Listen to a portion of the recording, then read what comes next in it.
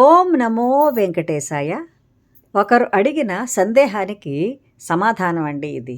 సాధారణంగా చాలామంది అద్దె ఇంటి నుండి అవసరార్థం వేరే అద్దె ఇంటికి మారుతూ ఉంటారు, లేదా అద్దె ఇంటి నుండి వారు కొనుక్కున్న స్వంత ఇంటికి మారుతారు. ఆ సందర్భంలో ఏవైనా వస్తువులు పాతవైపోతే ఈ పాత ఇంట్లో విడిచిపెట్టేస్తారు. కానీ అతి ముఖ్యంగా ప్రయత్నపూర్వకంగా విడిచిపెట్టదగినటువంటి 2 వస్తువులు ఉంటాయి. అవేమిటంటే, ఒకటి నూనె సీసా, ఉప్పు.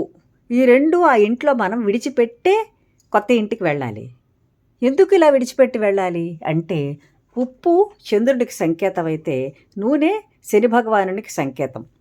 మనం ఆ పాత ఇంట్లో ఉండేటప్పుడు ఓ రుణానుబంధం ఉంటేనే ఆ ఇంట్లో ఉంటాం. మనం అద్దెకి తీసుకున్నా కూడాను, అద్దెకి తీసుకుని ఉన్నా కూడా ఆ వ్యక్తులతో మనకు పూర్వజన్మ సంబంధం ఏమైనా ఉంటేనే మనం ఆ ఇంట్లో ఉంటాం.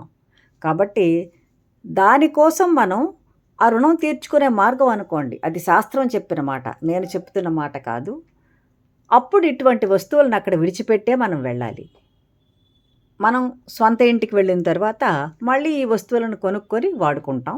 అంతేకాకుండా కొన్ని పాతవైపోయిన చీపుర్లు ఇటువంటివి ఏమైనా ఉన్నాయనుకోండి, ఇంకా మనకు అవసరం లేని వస్తువులు అక్కడే విడిచిపెట్టేస్తాం. ఎవరో బయటికి తీసుకొని వెళ్ళి పడేస్తారు. మరీ పాతవైపోయిన వస్తువులు తీసుకుని వెళ్ళగలిగిన స్థితి ఇప్పుడు మనకు ఉండదు. దూర ప్రాంతాలకు ట్రాన్స్ఫర్ లేనప్పుడు ఇవన్నీ తీసుకుని వెళ్ళలేరు.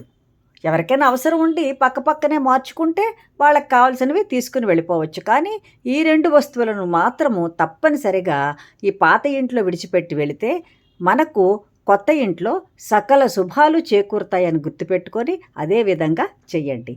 ఓం నమో వెంకటేశాయ.